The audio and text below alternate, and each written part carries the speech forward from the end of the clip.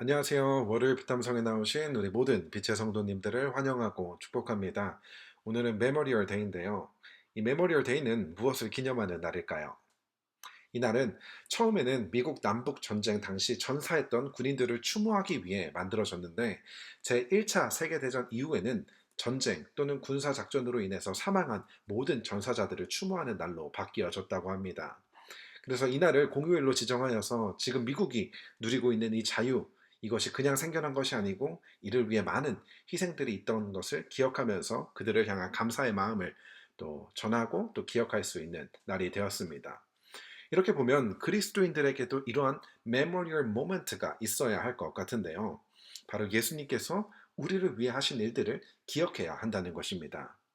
우리가 하나님께 받은 구원은 값없이 선물로 받았지만 이 값을 예수님께서 치러 주셨기 때문에 우리가 값없이 받게 된 것입니다. 그렇기 때문에 우리를 위해 예수님께서 하신 일들을 늘 기억하면서 감사할 수 있는 우리가 되어야 한다는 것이죠. 서론이 좀 길었는데요. 우리가 이렇게 하나님의 말씀을 함께 공부하는 시간을 통해서 하나님께서 우리 위해 하신 일들을 또 기억하고 또 감사할 수 있는 시간이 되었으면 좋겠습니다. 자, 기도로 오늘 비탐성 시작하도록 하겠습니다. 하나님 감사합니다. 오늘도 하나님을 더 알기 위해, 하나님을 사랑하기 위해 이렇게 말씀 앞으로 나아갑니다. 함께 말씀을 공부하는 가운데 하나님의 뜻을 발견할 수 있게 하여 주시고 또 그 말씀에 순종함으로 반응할 수 있는 우리가 모두가 될 수 있도록 주님 도와주옵소서. 감사를 드리며 예수님의 이름으로 기도했습니다. 아멘.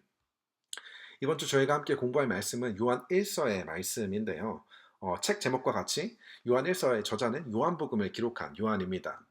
요한은 이 서신서를 기록함으로 인하여서 그 당시 영지주의자들로부터 교회를 보호하기 위해서 이 책을 기록하게 되었는데요. 영지주의자들은 영과 육을 분리하여서 영은 거룩하고 육은 악하다고 믿었던 사람들입니다. 그래서 이러한 이원론은 가장 먼저는 하나님이신 예수님께서 인간의 몸으로 오셨다는 것을 부인하는 것이죠. 왜냐하면 거룩하신 하나님이 악하고 더러운 인간의 몸으로 오실 수 없다는 것입니다. 또한 육은 원래 악하기 때문에 몸으로 아무리 많은 죄를 지어도 괜찮다는 이러한 잘못된 가르침을 전하고 있었습니다. 그래서 이러한 이단의 가르침에 넘어가지 않기 위해 오늘 함께 공부하는 요한 1서를 기록하게 된 것이죠. 그래서 오늘 본문 2장 1절과 2절을 함께 살펴보도록 하겠습니다. 1절과 2절입니다. 나의 자녀들아 내가 이것을 너희에게 씀은 너희로 죄를 범하지 않게 하려 함이라. 만일 누가 죄를 범하여도 아버지 앞에서 우리에게 대언자가 있으니 곧 의로우신 예수 그리스도시라.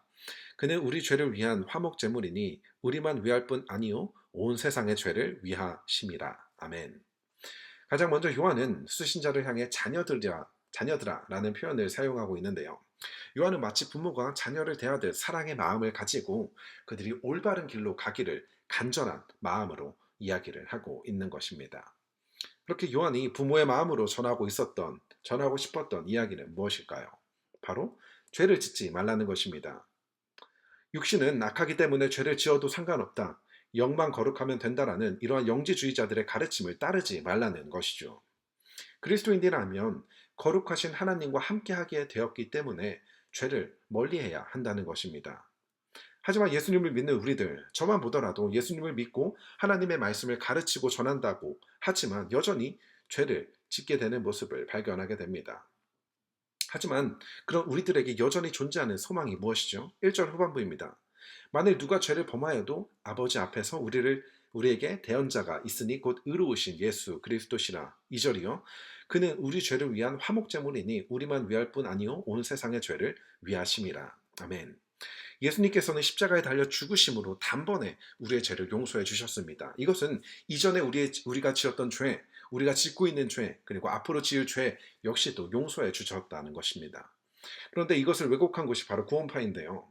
예수님께서 이미 우리가 앞으로 지을 죄도 용서해 주셨기 때문에 이제는 마음껏 죄를 지어도 된다는 가르침, 죄를 짓고도 마음 아파하지 않고 회개하지도 않게 된다는 것입니다. 하지만 예수님의 구원의 방법은 결코 우리가 이제 마음대로 죄를 지어도 된다는 것을 말하는 것이 아니라 죄를 짓지 않기 위해 몸부림치는 우리로 하여금 우리가 죄를 회개하고 죄를 돌이켜 다시 주님께로 돌아가기를 원한다면 언제든지 주님께서는 두 팔 벌려 우리를 받아주신다는 것입니다. 그리고 이 구원의 은혜는 우리만을 위한 것이 아니라 온 세상의 죄를 위한 것이라고 이야기를 하는데요. 예수님께서 온 세상의 죄를 대신해서 친히 화목제물이 되어주셨기 때문에 누구든지 이 예수님을 믿게 된다면 이 구원의 은혜, 회개하고 주님께로 다시 돌아오기를 원한다면 누구든지 하나님께서는 안아주시고 받아주신다는 것입니다. 이어서 3절부터 6절까지 말씀을 보겠습니다. 3절입니다. 우리가 그의 계명을 지키면 이로써 우리가 그를 아는 줄로 알 것이요 그를 아노라 하고 그의 계명을 지키지 아니하는 자는 거짓말하는 자요 진리가 그 속에 있지 아니하되 누구든지 그의 말씀을 지키는 자는 하나님의 사랑이 참으로 그 속에서 온전하게 되었나니 이로써 우리가 그의 안에 있을 줄을 아노라. 그의 안에 산다고 하는 자는 그가 행하시는 대로 자기도 행할지니라. 아멘. 3절에서 이야기하는 하나님을 아는 것은 무엇을 의미할까요? 요한일서 1장에서 계속해서 이야기하는 내용이 있는데 그것은 바로 하나님과의 사귐입니다. 안다는 것은 그저 지식적으로 하나님을 안다는 것이 아니라 하나님과의 사귐을 통해 하나님과의 친밀한 관계 속에 들어가 있는 것을 이야기하는 것입니다. 내가 하나님과의 사귐이 있다고 하면서 그분의 계명을 지키지 않는다는 것은 말이 되지 않는다는 것이죠. 제가 이것을 이해를 돕기 위해 부부 관계를 예를 들어보게 되면 결혼을 했다고 말하면서도 내 남편 이외에 다른 남자를 만나고 내 아내 이외에 다른 여자와 데이트하고 사랑을 나눈다면 나는 여전히 나의 아내와 나의 남편과 부부의 관계에 있다고 말을 할 수 없다는 것입니다. 부부의 관계 속에 있다면 그 관계를 위해 규칙들을 지켜야 한다는 것입니다. 나의 남편이, 나의 아내가 불안해하고 싫어하는 행동을 하지 않고 나의 아내와 나의 남편이 기뻐하는 일들을 하는 것을 이것을 지키는 것이 바로 올바른 그리고 건강한 부부 관계 속에 있는 것이라고 말할 수 있다는 것입니다. 하지만 이러한 규칙들을 지키는 동기가 무엇일까요? 그렇게 하지 않으면 나의 남편이, 나의 아내가 화를 내기 때문에 이러한 두려움 때문에 이러한 규칙들을 지키게 되는 것일까요? 5절과 6절을 다시 보도록 하겠습니다. 누구든지 그의 말씀을 지키는 자는 하나님의 사랑이 참으로 그 속에 온전하게 되었나니 이로써 우리가 그의 안에 있는 줄을 아노라. 그의 안에 산다고 하는 자는 그가 행하시는 대로 자기도 행할지니라. 아멘. 그리스도인들이 하나님의 말씀을 지키는 것은 바로 하나님의 사랑이 그들 안에 온전히 있기 때문이라는 것입니다. 하나님의 말씀을 지키는 동기가 바로 하나님의 사랑 때문이라는 것이죠. 하나님께서 나에게 보여주신 사랑 때문에 나를 위해 독생자 예수 그리스도를 이 땅에 보내시고 나의 죄를 대신해서 십자가에 달려 죽게 하시고 또 부활하심으로 우리 모두에게 구원의 길을 열어주신 그 사랑 때문에 기꺼이 그분의 말씀을 지키고 그분과 깊은 사귐을 가지기를 원하게 된다는 것입니다. 나의 남편을 사랑하기 때문에, 나의 아내를 사랑하기 때문에, 나의 남자친구, 나의 여자친구를 사랑하기 때문에 그 사람을 기쁘게 하고 싶고 그 사람이 싫어하는 것을 하고 싶지 않게 되는 것처럼 이러한 규칙들은 사랑 때문에 지켜지게 된다는 것입니다. 부활하신 예수님께서 자신을 3번이나 부인했던 베드로에게 찾아가셔서 어떠한 질문을 하시죠? 내가 나를 사랑하느냐? 자신을 부인했던 베드로에게 이 질문을 3번 하게 되십니다. 내가 나를 사랑하느냐?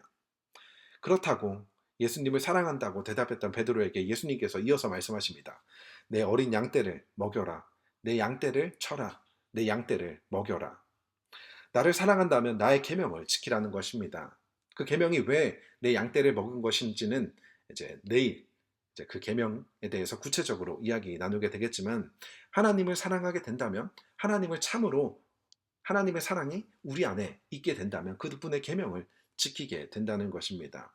그렇기 때문에 오늘 하루 우리 스스로에게 이러한 질문을 했으면 좋겠는데요. 내가 얼마나 많이 말씀을 읽고 있는지, 내가 얼마나 많은 기도를 하고 있는지, 내가 얼마나 많이 교회에서 헌신하고 있는지가 아니라 나는 정말로 하나님을 사랑하고 있는지, 내 안에 하나님의 사랑이 정말로 있는지 이것을 질문하고 또 점검할 수 있었으면 좋겠습니다. 기도로 오늘 피탐성 마치도록 하겠습니다. 하나님, 우리를 위해 자신의 아들을 내어주시기까지 우리를 사랑하신 하나님의 사랑을 잊지 않고 기억하기를 원합니다.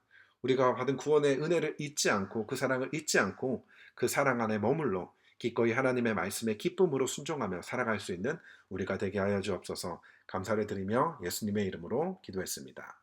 아멘.